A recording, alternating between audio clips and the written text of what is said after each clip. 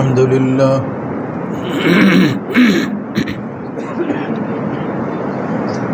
الحمد لله نحمده ونستعينه ونستغفره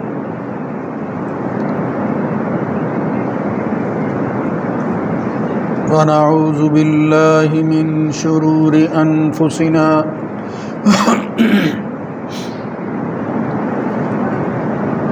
ومن سيئات أعمالنا من يهده الله فلا مضل له ومن يضلل فلا هادي له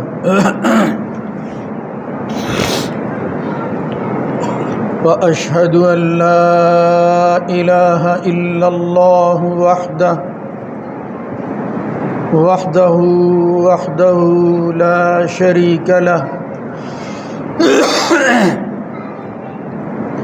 وأشهد أن محمدًا عبده ورسوله اللهم صل على محمد وعلى آل محمد كما صليت على إبراهيم وعلى آل إبراهيم إنك حميد مجيد اللهم بارك على محمد وعلى آل محمد كما باركت على إبراهيم وعلى آل إبراهيم في العالمين إنك حميد مجيد أما بعد فإن خير الحديث كتاب الله وخير الهدى هدى محمد صلى الله عليه وآله وسلم وشر الأمور محدثاتها وكل محدثة بدعة وكل بدعة ضلالة وكل ضلالة في النار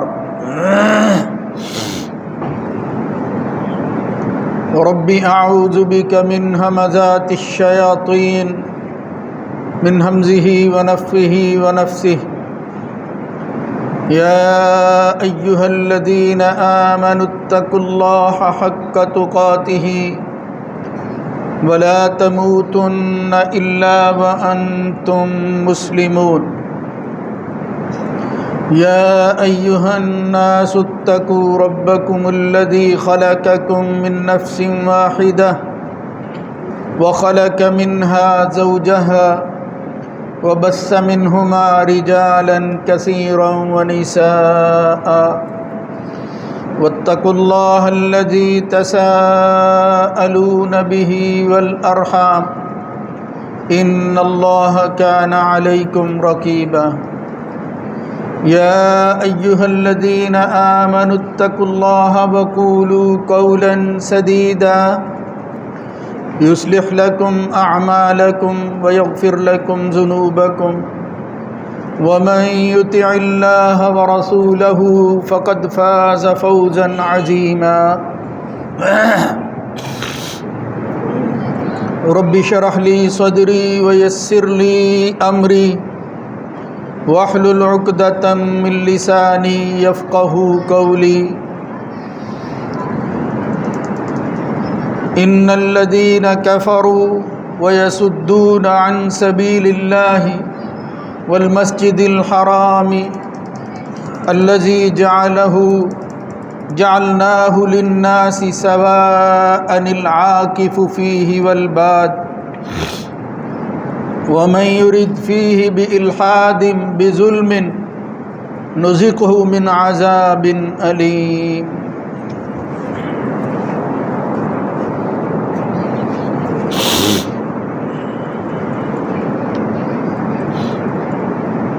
بلا شبہ وہ لوگ جنہوں نے کفر کا راستہ اختیار کیا اور وہ اللہ کے راستے سے اور مسجد حرام کے راستے سے لوگوں کو روکتے ہیں، وہ جس کو ہم نے لوگوں کے لیے برابر قرار دے دیا ہے، خواہ وہاں کے رہنے والے ہوں یا بادیہ دوسرے علاقوں اور دیہات سے آنے والے ہوں۔ اور جو شخص اس میں ظلم کے ساتھ کجروی کا ارادہ کرے گا ہم اس کو دردناک عذاب چکھائیں گے۔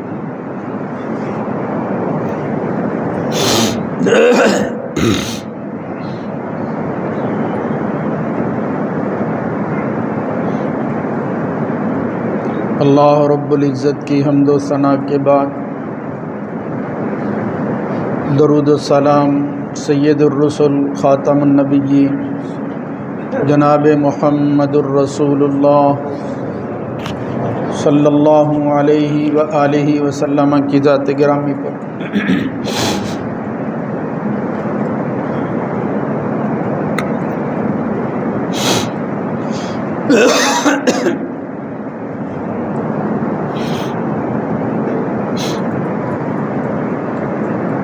نبی کریم صلی اللہ علیہ وآلہ وسلم کے حوالہ سے آپ کی آمد پر پہلی کتابوں میں جو بشارات موجود ہیں یا موجود تھی اس کا تذکرہ پچھلے خطبہ جمعہ میں عرض کیا گیا۔ اسی نسبت سے ایک واقعہ قرآن مجید فرقان حمید میں اللہ رب العزت نے ذکر کیا ہے، اس کو بھی اہل علم ایک علامت کے طور پر بیان کرتے ہیں کہ جب نبی کریم صلی اللہ علیہ وآلہ وسلم کی ولادت ہی ہوئی تھی 50 یا 55 دن پہلے، تو اللہ رب العزت نے ایک بہت بڑا واقعہ ظہور پذیر کر کے عملاً لوگوں کو دکھا دیا کہ اللہ اپنے بندوں کا دفاع کس طرح کرتا ہے اور غیب سے ان کی امداد اور نصرت کا کیا انتظام اس نے کر رکھا ہے۔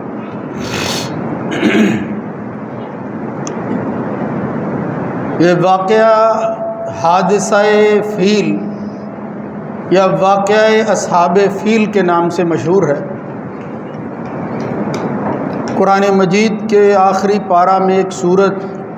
اس واقعے کی نسبت سے موجود ہے جسے سورۃ الفیل کہتے ہیں، ہاتھی کی سورت یا ہاتھیوں کی سورت۔ یعنی مقصود یہ ہے کہ جس میں یہ واقعہ فیل یا اصحاب الفیل بیان ہوا۔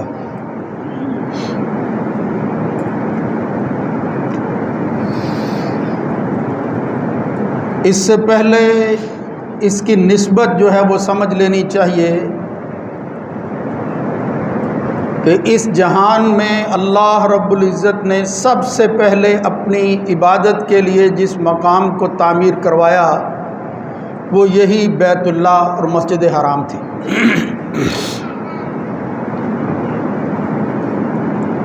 اس وقت سے لے کر یہ قیامت تک قائم اور دائم رہے گا۔ اللہ کی بندگی کے علامت کے طور پر پوری دنیا میں اس کو لوگوں کی توجہ کا مرکز بنایا گیا ہے، اور ماننے والوں کی بالخصوص نگاہیں ہر طرف اس کی طرف رہتی ہیں کہ کب اللہ تعالیٰ وہ موقع نصیب فرمائے کہ براہ راست اس کی زیارت کریں اور وہاں پہنچ کر اللہ کی بندگی کریں۔ یہ سعادت مندی سمجھی جاتی ہے، خوش بختی ہے جن کو اللہ تعالیٰ یہ نصیب فرماتا ہے۔ اس گھر کے حوالہ سے اللہ رب العزت یہ بتانا چاہتے تھے کہ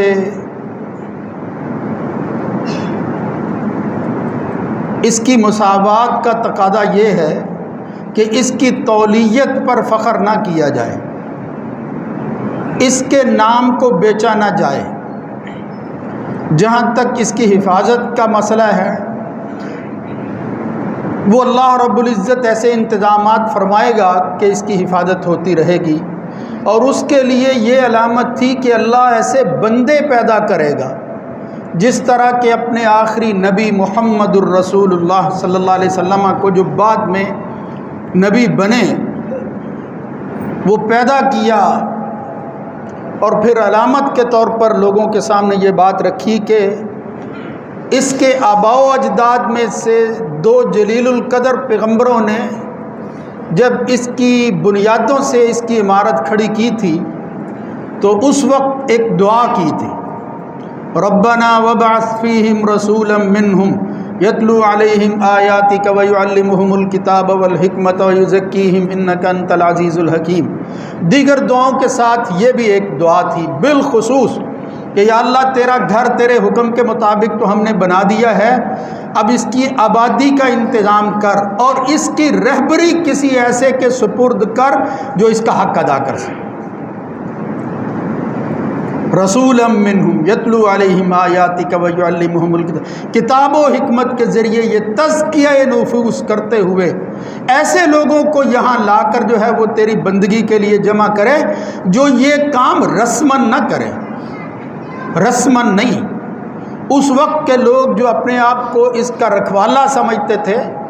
وہ وما کان صلاتہم عند البیت الا مکاء و تصدیہ، وہ شور و غل اور تالیاں بجانا اسی کو عبادت سمجھتے تھے رسماً، یعنی وہاں کچھ ایسے کام کرتے تھے جس سے مقصود یہ تھا کہ ہمارا اس گھر کے ساتھ تعلق ہے، ہم اس کے باسی ہیں، ہم اس کے متولی ہیں، اس پر وہ فخر کرتے تھے۔ اللہ رب العزت نے قرآن مجید میں کئی جگہ پر نفی کرتے ہوئے کہا کہ صرف یہ نسبت کافی نہیں ہے، اس کا دعویٰ کرنا کافی نہیں ہے، بلکہ یہ گھر جو کچھ سکھاتا ہے، جس رب البیت کا یہ حوالہ دیتا ہے اور شناخت اور علامت بن کر یہاں عمارت کھڑی ہے، اس کی طرف رجوع کرنا ہے، من مانی خواہشات کو رب نہیں بنانا، خدا نہیں سمجھنا۔ انما یعمر مساجد اللہ من آمن باللہ والیوم الآخر، پہلی بات یہ اللہ کی مساجد کی تعمیر صرف عمارتوں کا نام نہیں ہے، من آمن باللہ، ایمان باللہ ہونا چاہیے، والیوم الآخر، واقام الصلاۃ وآت الزکاۃ ولم یخش الا اللہ فعسى اولئک ان یکونوا من المہتدین، یہ کام ہے جو کرنے والے ہیں۔ اور پھر ساتھ ہی کہا اجعلتم سقایۃ الحاج وعمارۃ المسجد الحرام، تم نے یہ سمجھ رکھا ہے کہ یہ حاجیوں کو پانی پلانا اور پھر مسجدیں بنانا کمن آمن باللہ والیوم الآخر، یہ شاید اسی طرح ہے جس طرح ایمان باللہ اور آخرت پر ایمان ہو، وہ تم اختیار نہیں کرتے جو اصل ہے، اور اس پر فخر کرنے کے لیے کہ ہم حاجیوں کو پانی پلاتے ہیں، یعنی اس میں بھی اگر اللہ کے حکم کی تعمیل ہوتی تو یہ بڑی خیر کی بات تھی۔ تم نے اپنے نام، نمود، نمائش کی خاطر یہ سارا کچھ جو ہے اختیار کر رکھا ہے، اللہ کو اس کی قدر نہیں ہے۔ حقائق پر، اصول پر قائم رہنا، اللہ کی بندگی کرنا جس طرح پیغمبروں نے سکھائی ہے، وہ اس بیت اللہ اور اس کی تعمیر کا مقصد ہے۔ پیغمبر ابراہیم اور اسماعیل یہ چاہتے تھے، ایک ایسا بندہ آئے جو لوگوں کو بھٹکی ہوئی دنیا کو دوبارہ جو ہے وہ راستہ دکھائے جو ابراہیم اور اسماعیل کا راستہ تھا۔ ایک وقت تھا اس نے اپنے چھوٹے بچے اور اپنی بیوی کو بے آب و گیاہ میدان کے اندر تنہا چھوڑ دیا اللہ کے حکم کے ساتھ کہ ان کی وجہ سے یہاں آبادی ہوگی اور لوگوں کے دل کھنچے آئیں گے۔ دعا بھی کی، انی اسکنت من ذریتی بواد غیر ذی زرع عند بیتک المحرم، یہ اب اس گھر کی اصل جو ہے وہ آبادی اس کا آغاز ہو جانا چاہیے۔ یا اللہ میں نے تنہا اس وادی کو آباد کرنے کے لیے جو کچھ میرے پاس تھا، جو افراد تھے وہ دے دیے ہیں، باقی لوگوں کے دلوں کو مائل کرنا وہ تیرا کام ہے۔ ربنا لیقیموا الصلاۃ فاجعل افئدۃ من الناس تهوی الیہم وارزقہم من الثمرات لعلہم یشکرون، ان کے دل مائل ہو جائیں اس گھر کی طرف، یہ عمدے آئیں، اور پھر ساتھ ہی ان کو کہا ورزقہم من، اللہ سے دعا کی ورزقہم من الثمرات لعلہم یشکرون، یا اللہ ان کے کھانے پینے کا بھی انتظام کر دے، اس کی وجہ سے کہ یہاں تو کوئی چیز پیدا ہی نہیں ہوتی، یہاں جانا کیسے ہے۔ اس لیے یہ لوگ جب تیری بندگی کے لیے حاضر ہوں، پوری دنیا کے اندر لوگ جو ہے وہ کھانے پینے کی چیزوں کو تیار کریں گے، کھلانے کے لیے یہاں لے آئیں گے۔ وَارْزُقْهُم مِّنَ الثَّمَرَاتِ لَعَلَّهُمْ يَشْكُرُونَ، اس وقت سے یہ مسئلہ، یہ بات، یہ دعائیں شروع کی ابراہیم علیہ السلام نے۔ تو بعد میں جب یہ بیت اللہ کی تعمیر، پھر یہ کام ہوا، اس وقت جو دعا کی بعثت نبی، ایک رسول، امی رسول کی آمد کی، وَبَعَثْ فِيهِمْ رَسُولًا مِّنْهُمْ يَتْلُو عَلَيْهِمْ آيَاتِكَ، تو اللہ رب العزت نے اس کو پیدا کر دیا۔ اس بعد میں ہونے والے نبی کی ولادت کے وقت پھر یہ واقعہ پیش آیا، جس کا حوالہ قرآن مجید کی آخری صورت کے حوالے سے میں دے رہا ہوں۔ جو آیت سورہ حج کی میں نے بیان کی ہے، اس میں کیا ہے؟ وَمَن يُرِدْ فِيهِ بِإِلْحَادٍ بِظُلْمٍ، اس گھر کے حوالہ سے اگر کوئی شخص میلی آنکھ کے ساتھ بھی دیکھے گا، اللہ تعالیٰ اس آنکھ کو نکال دے گا۔ بِإِلْحَادٍ بِظُلْمٍ، ظلم اور زیادتی کے ساتھ کجروی کا راستہ اختیار کرے گا، اس بیت اللہ کے حوالہ سے ایسی باتیں کرے گا، اس کو جو ہے وہ اپنے طور پر مشرک یہ دعویٰ کرنے لگیں گے کہ ہمارا بھی اس میں حق ہے۔ نہیں، پہلے وہ اپنے آپ کا تزکیہ کرتے، جو اس پیغمبر کی بعثت کا اصل مقصد ہے، وہ تزکیہ کرنے کے بعد یہاں حاضر ہوں، اس کے ساتھ صحیح عقیدے اور ایمان کے ساتھ آئیں، پھر اللہ رب العزت وہ سارے ثمرات عطا کرے گا جو اس کی نسبت سے اللہ رب العزت نے اس گھر کو آباد کرنے والوں کے لیے رکھے ہوئے۔ اللہ کے لیے کوئی مشکل نہیں۔ تو بس یہ عرض کرنا تھا کہ یہ سورہ فیل کا واقعہ، یہ اصحاب الفیل کا واقعہ ایک ایسے شخص کی طرف سے اس مذموم ارادہ کے حوالہ سے ہے کہ حبشہ بادشاہ جو اس وقت کے حاکم تھے پورے علاقے کے اندر، فارس میں، یمن کے علاقے میں ایک سردار یا ایک بادشاہ مقرر تھا جس کو ابرہا کہتے ہیں، ابرہا۔ اس نے اپنی سلطنت کے اندر ایک کام کیا کہ ایک کنیسہ تعمیر کیا، بہت بڑا گرجا، اور اس ارادے کے ساتھ یا اس مذموم ارادے کے ساتھ اس نے یہ کام کیا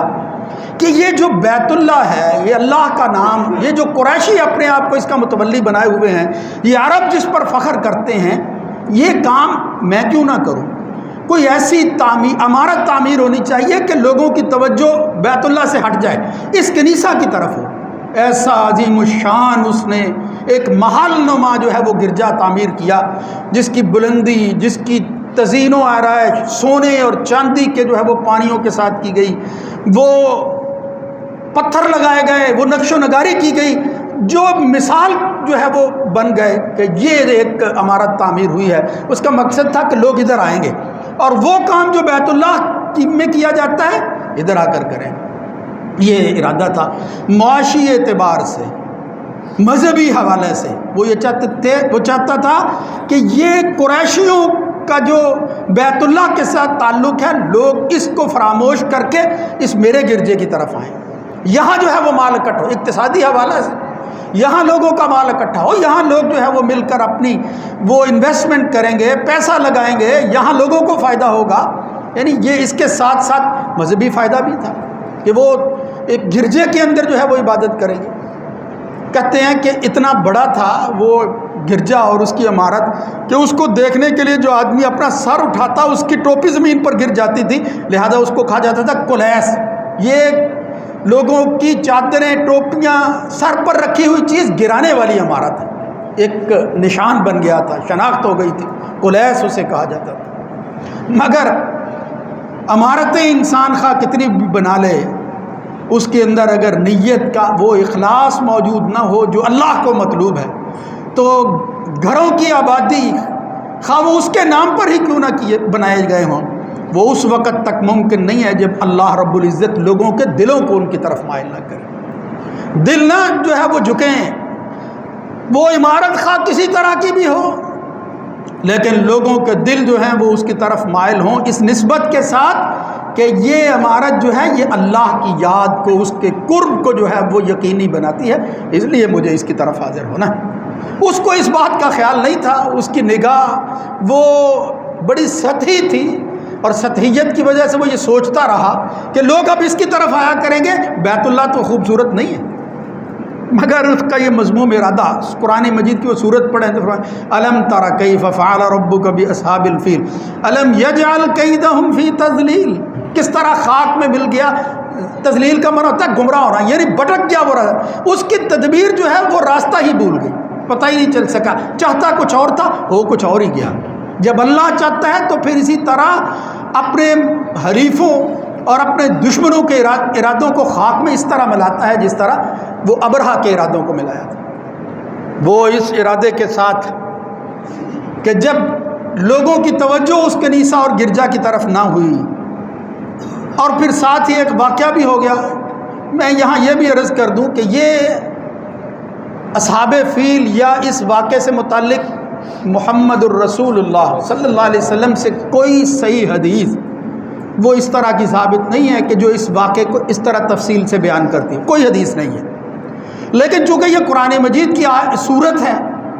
رسول اللہ صلی اللہ علیہ وسلم نے ضمناً کئی احادیث کے اندر اس کا حوالہ دیا، تو یہ ایک ایسا واقعہ تھا کہ جس کے انکار کی گنجائش ہی نہیں تھی، سب جانتے تھے کہ یہ ہوا، قرآن مجید میں اللہ رب العزت نے بیان کر دیا۔ لیکن یہ ضروری ہے کہ کوئی شخص یہ نہ کہے کہ یہ جو واقعہ بیان کیا جاتا ہے یہ کسی حدیث کے اندر اسی طرح اللہ کے رسول نے فرمایا ہے، ایسی کوئی بات نہیں ہے۔ لیکن ان آیات سے جو کچھ سامنے آتا ہے وہ مفسرین اور اہل علم بیان کرتے ہیں کہ وہ شخص جو ہے وہ پھر ایک بڑا لشکر جرار 60,000 افراد جنگجو لشکریوں کو لے کر اور ہاتھیوں سے مسلح ہو کر اس بیت اللہ کو گرانے کے ارادہ سے نکلتا ہے کہ اب اور کوئی صورت نہیں ہے، بلکہ کہتے ہیں اسی دوران ایک واقعہ بھی ہو گیا۔ یہ بھی لکھا ہوتا ہے کہ اس کے گرجے کے اندر اس کی حقارت اور توہین کی خاطر کسی نے پخانہ کر دیا، اس کو اس بات کا پتہ چلا، بہت غصہ ہوا وہ، اور پھر وہ اس کو ایک بہانہ مل گیا کہ یہ قریشیوں کا کام ہے، یہ عربوں کا کام ہے، میں نے اب اس کا بدلہ لینا ہے، اور اس کی خاطر پھر وہ نکلا ہے اس لشکر جرار کو لے کر۔ راستے میں جتنے عرب قبائل تھے ان میں سے اکثر کو فتح کرتے ہوئے آگے بڑھا ہے، اور کچھ کو قید کر کے اپنے ساتھ لے آیا ہے کہ وہ منا اور مزدلفہ کے درمیان اس ایک وادی میں پہنچا جس کو بعد میں نبی کریم صلی اللہ علیہ وسلم نے وادی محسر قرار دیا ہے۔ وادی محسر وہ جگہ اب بھی یہ حج کرنے والے جو لوگ منا اور مزدلفہ میں جاتے ہیں، جب اس وادی سے گزرتے ہیں محمد الرسول اللہ صلی اللہ علیہ وسلم کے فرمان کے مطابق وہاں تیزی سے گزر جانا چاہیے۔ اللہ کے رسول جب حج کر رہے تھے فرمایا یہاں تیزی سے گزر، قد حرکا قلیلا، اپنی سواری کو جو ہے وہ حرکت دی نبی کریم صلی اللہ علیہ وسلم نے۔ حضرت عمر وہ بڑی تیزی کے ساتھ گزر جاتے تھے کہ یہ وہ مقام ہے جہاں اللہ کا غضب نازل ہوا تھا، جہاں اللہ نے ایک قوم کو برباد کیا تھا۔ یہ کوئی دیکھنے والی چیز نہیں ہے، ہمارے ہاں لوگ اس طرح کی چیزیں دیکھنے کے لیے دور دراز سے سفر کر کے جاتے ہیں، یہ عبرت کا نشان ہے، وہاں سے تیزی سے گزر جانا چاہیے۔ اس یاد کو بھی دوبارہ تازہ نہیں کرنا چاہیے کہ اللہ رب العزت نے کس طرح نافرمانوں کو سزا کے طور پر یہاں ہلاک اور برباد کیا تھا۔ خیر وہاں سے گزرتے تھے نبی کریم صلی اللہ علیہ وسلم، جلدی سے گزرتے تھے، وادی محسر وہاں پہنچا وہ لشکر، وہ بڑے بڑے ہاتھیوں سے مسلح ہو کر، اور خود ایک محمود نامی ہاتھی پر وہ ابرہہ بیٹھا ہوا تھا۔ تو اس وقت پھر کچھ واقعات پیش آئے، اب یہ بات تو لمبی ہے، وہ عبد المطلب کے حوالے سے بھی کہتے ہیں اس کے 200 اونٹ جو ہے وہ اس نے قبضے میں کر لیے، پھر اس کے بعد فلاں ہوا، اس نے کہا کہ میرے اونٹ واپس کر دو، مجھے یہی چاہیے، میں ان کا مالک ہوں، وہ جس گھر کو گرانے کے لیے تم آئے ہو اس کا مالک وہ ہے۔ اللہم ان العبد یمنع رحلہ فامنع رحالک، شعر بھی پڑھے ہیں، کہتے ہیں اس نے کہ اے اللہ یہ ہر بندہ اپنے گھر کی حفاظت کرتا ہے، اب یہ تو اپنے گھر کی خود ہی حفاظت کر، مطلب یہ تاریخی سی باتیں ہیں۔ بہرحال عبد المطلب نے اس طرح کی باتیں کی ہوں گی اللہ لیکن بظاہر ایسا معلوم ہوتا ہے کہ اس طرح لا تعلقی دکھانا یہ بھی کوئی اچھی بات نہیں ہے، بلکہ جس قدر ہو سکے آدمی کو ظالم سے، ظلم سے بھرا ہوا آدمی بڑے سے بڑا ظالم ہی کیوں نہ ہو، کم از کم حوصلہ دکھانا چاہیے، اس کے سامنے ڈٹ جانا چاہیے بندے کو کہ ہم جو کچھ ہو سکتا ہے ہم سے وہ ضرور کریں گے، ایسے آزاد نہیں تمہیں چھوڑیں گے۔ خیر وہ اتنا بڑا لشکر لے کر آیا تھا کہ عرب خواہ کتنے بھی اکٹھے ہو جاتے بظاہر افرادی قوت کے اعتبار سے اس کا مقابلہ ممکن نہیں تھا، مگر اللہ رب العزت نے انتظام کیا کہ اس گھر کو تو میں نے اب آباد کرنا ہے۔ وہ شخص جو ہے وہ دنیا میں آ گیا یا آنے والا ہے، یعنی 50-55 دن کی تو بات ہے، فرمایا وہ اس گھر کا اصل باسی، اس گھر کا نام جو ہے اس کی لاج رکھنے والا اور پوری دنیا کے اندر اس کا شہرہ جو ہے وہ عام کرنے والا، وہ محمد الرسول اللہ صلی اللہ علیہ وسلم بن کر اللہ کا پیغمبر، اس کی ولادت تو ہو گئی ہے۔ لہذا میں صرف یہ دکھانا چاہتا ہوں کہ اگر کوئی بڑے سے بڑا لشکر لے کر اس بیت اللہ اور اللہ کے گھر کو گرانے کے ارادے سے نکلے گا، اگر افراد جو ہیں وہ اپنے اپنے گھروں اور اپنے اپنے علاقوں اور اپنے اپنے پہاڑوں میں چھپ جائیں گے، میں ایسا انتظام کروں گا کہ وہ بڑے سے بڑا لشکر جو ہے وہ عبرت کا نشان بن جائے گا، اور ان کی لاشوں کو کھانے والے پرندے جو ہیں وہ کھا کھا کر ان کو اس طرح جو ہے وہ ختم کریں گے کہ لوگ پھر اس وادی کے اندر جانا، اس کی بو جو ہے اس سے بچنا وہ اپنا فرض سمجھیں گے، اس کے قریب نہیں جائیں گے، دور جائیں گے، اس کو اچھا نہیں خیال کریں گے۔ یعنی اللہ رب العزت نے پھر ان کی بربادی اور ہلاکت کے لیے جب افراد جو ہیں وہ ایک طرف ہو گئے تو معجزہ دکھایا، معجزہ، اپنی علامت اور نشانی دکھائی، جس کا اکثر لوگ جو ہے وہ بعض دفعہ انکار بھی کر دیتے ہیں۔ یہاں تفسیریں لکھنے والے لوگ جو ہے وہ کوشش کرتے ہیں کہ یہ جو بات ہے کہ اللہ نے مدد کی ہے اس کا انکار کر دیا جائے، مگر سورج جو ہے اس کا ایک ایک لفظ بتا رہا ہے۔ الم تر کیف فعل ربک باصحاب الفیل الم یجعل کیدہم فی تضلیل وارسل علیہم طیرا ابابیل۔ انسان نہیں، اللہ رب العزت نے پرندوں کی چونچوں کے ذریعے، یہ ابابیل کے لفظ سے ہم سمجھتے ہیں کہ شاید وہی پرندہ وہ چڑیا کی طرح جو ہمارے ہاں ابابیل ہوتی ہے کوئی اس طرح کا تھا، یہ صحیح بات معلوم نہیں ہوتی۔ ابابیل سے مراد یہ ہے کہ وہ گھوڑوں کی جماعت ہو یا کوئی پرندوں کا جھنڈ ہو، اس کو ابابیل کہتے ہیں۔ بالا کی جمع جو ہے وہ بھی بیان کرتے ہیں، یہ اس پرندے کے ساتھ خاص کرنا وہ کافی نہیں ہے۔ بہرحال بظاہر یہ معلوم ہوتا ہے کہ اللہ رب العزت نے جھنڈ کے جھنڈ لشکر بھیجے انسانوں کے لشکروں کے مقابلہ کے اندر پرندوں کے۔ ارسل علیہم طیرا ابابیل ترمیہم بحجارۃ من سجیل، وہ کھنگری مٹی جو ہے اس کو اپنے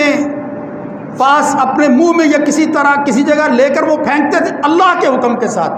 اور وہ پتھر جو ہیں وہ گولی سے زیادہ جو ہے وہ تیز اور سخت ہو کر ان ہاتھیوں پر اور ہاتھی بالوں پر پڑتے تھے۔ اللہ نے فرمایا وارسل علیہم طیرا ابابیل ترمیہم بحجارۃ من سجیل، پھر ہوا کیا، وہ 60,000 کا لشکر اور ہاتھی، فجعلہم کعصف مأکول، اللہ کے گھر کی بربادی اور اس کے خاتمے کے لیے جو ارادہ بھی کرتا ہے، یہ تو عملاً آ گیا۔ یہ جو سورہ حج کی میں نے آیت پڑھی اس میں اللہ نے یہی کہا وَمَن يُرِدْ فِيهِ بِإِلْحَادٍ، جو ارادہ بھی کرتا ہے الحاد کا، کجربی کا، نُذِقْهُ مِنْ عَذَابٍ أَلِيمٍ، پھر ہم اس کو مزہ چکھاتے ہیں۔ اللہ رب العزت نے مزہ چکھایا ہے اس بڑے لشکر کو، اس ہزاروں کے لشکر کو، وہ اپنی غیبی امداد کے ذریعے اللہ رب العزت نے پھر کیا کیا، فَجَعَلَهُمْ كَعَصْفٍ مَأْكُولٍ، جو کچھ بھی ہوا اللہ کے حکم کے ساتھ، پھر انجام کے طور پر ان کی لاشیں اور اس لشکر کا حال یہ معلوم ہوتا تھا کہ جس طرح کوئی بھوسا ہو کسی جانور نے کھا رکھا ہو اور پھینک دیا ہو۔ فَجَعَلَهُمْ كَعَصْفٍ مَأْكُولٍ، یہ اللہ رب العزت، یہ واقعات اگرچہ اس کی توجیحات اور اس کے حوالہ سے بہت کچھ عرض کیا جا سکتا ہے، لیکن صرف مجھے یہ بتانا مقصود تھا کہ حضور کی ولادت کے حوالہ سے جو علامات، بشارات، ہونے والے واقعات اصل کے اندر موجود ہیں، ان میں سے ایک واقعہ یہ بھی تھا کہ اللہ کا پیغمبر وہ اس جہان کے اندر آ گیا، اس کی آمد ہے، تو اس کی وجہ سے اللہ رب العزت اب اپنے شعار جو ہیں ان کو اس دنیا کے اندر علامت کے طور پر اجاگر کرے گا، اور اس کو اجاگر کرنے والا جو شخص اس دنیا کے اندر ایک پیغمبر کی حیثیت سے جو ہے وہ آ رہا ہے، اور پھر اس کی نسبت سے لوگ اس کو جانیں گے، وہ کون ہوگا؟ وہ محمد الرسول اللہ صلی اللہ علیہ وسلم ہوں گے۔ میرے بھائیو، حضور کی ولادت اور بشارت اور بعثت کے متعلق اصل میں یہ چیزیں جاننے والی ہیں کہ وہ پیغمبر کس کا تھا، کس نے اس کو بھیجا تھا، اور جو اس کے بھیجنے والا ہے وہ کتنی طاقتور ذات اور ہستی ہے، وہ کیا کچھ کر دکھاتی ہے۔ جب انسان بے بس ہو جاتے ہیں اور عرب جیسے شاہ سوار جو ہیں وہ اپنے ہتھیار پھینک دیتے ہیں، کہتے ہیں ہمارے اونٹ جو ہے وہ واپس کرو، باقی اللہ جو ہے وہ خود نپٹ لے گا، وہ پھر دکھاتا ہے کہ جو براہ راست میرے مقابل میں آتا ہے میں اس کو کھائے ہوئے بھوسے کی طرح کر دیتا ہوں، اس کا نشان مٹا دیتا ہوں۔ اللہ کے مقابل میں کھڑا نہیں ہونا چاہیے۔ اس پیغمبر کی عزت اور توقیر اسی کا نام ہے کہ جو کچھ یہ لے کر آیا اللہ کے گھروں کی تعمیر کے حوالہ سے، اللہ کے نام کی بلندی کے حوالہ سے، اس کو جانا جائے، اس کی اطاعت کی جائے، اس کی پیروی کی جائے اور اس کو مان کر اس طرح زندگی گزاری جائے جس طرح وہ زندگی اور ان کی اپنی زندگی جو ہے وہ نمونہ بن کر اس جہان کے اندر اللہ رب العزت نے بھیجی ہے۔ اللہ تعالیٰ اس مسئلے کو سمجھنے کی توفیق نصیب فرمائے۔ جو جعلی باتیں، حوالے، علامات، واقعات حضور کی نسبت سے اور حضور کی ولادت اور بعثت کے حوالے سے بیان کیے جاتے ہیں، اللہ تعالیٰ ان سے محفوظ فرمائے۔ اقول قولی ھذا استغفر اللہ لی ولکم۔